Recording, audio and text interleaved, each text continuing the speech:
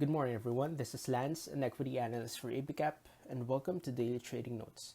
For the U.S. markets, S&P and Nasdaq reached fresh record highs. The indices hit another record close as tech stocks continued to outperform.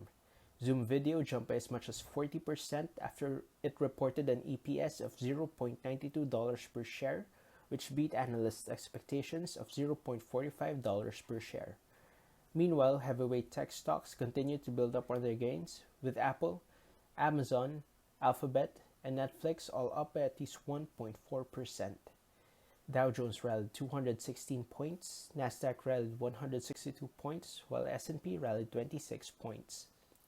For our market outlook, the PSEI closed just slightly below the 5,900 level last week, and seems like the local market is trading sideways with a downward bias. Given the lack of eventful catalysts that can add confidence in the market may continue weakness this week. Keep an eye on its major support levels at 5,800 and 5,700. Immediate resistance is set at 6,000.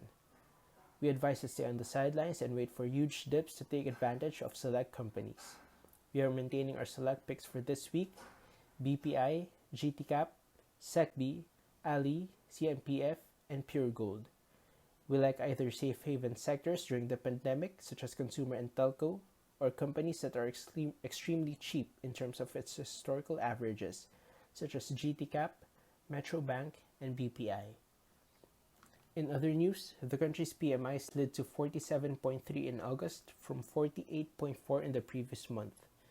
This was a result of a return of stricter lockdown measures imposed in the country.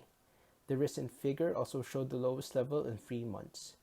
A figure below 50 indicates a contraction. NCR and nearby provinces reverted back to MECQ from August 2 to 18 in an effort to curb the rise in COVID cases. Meanwhile, manufacturing figures for regional peers that were able to contain the virus, such as Vietnam, are expected to recover faster as lockdown measures were eased. Also in other news, the government said that the Philippines will not follow the U.S. lead in banning businesses from China involved in reclamation activities in the South China Sea, clearing the way for billions of pesos in China-funded projects that the Philippines was able to secure. With this, we expect Macro Asia's Sangli Airport project in Cavite to continue. It's now waiting for the government's final decision on the project. MAC entered a JV with the China Communications Construction Company, or CCCC. CCCC was among the 24 companies banned by President Trump from buying US-made products for constructing artificial islands. Meanwhile, San Miguel Corporation was able to secure tax incentives from the government for its Bulacan Airport project. This may encourage other businesses to apply for the same incentives for their own airport projects. Note that Chelsea Logistics and Infrastructure Holdings Corp. has an unsolicited proposal to modernize the Davao International Airport. And that's it for Market Outlook. Have a good day.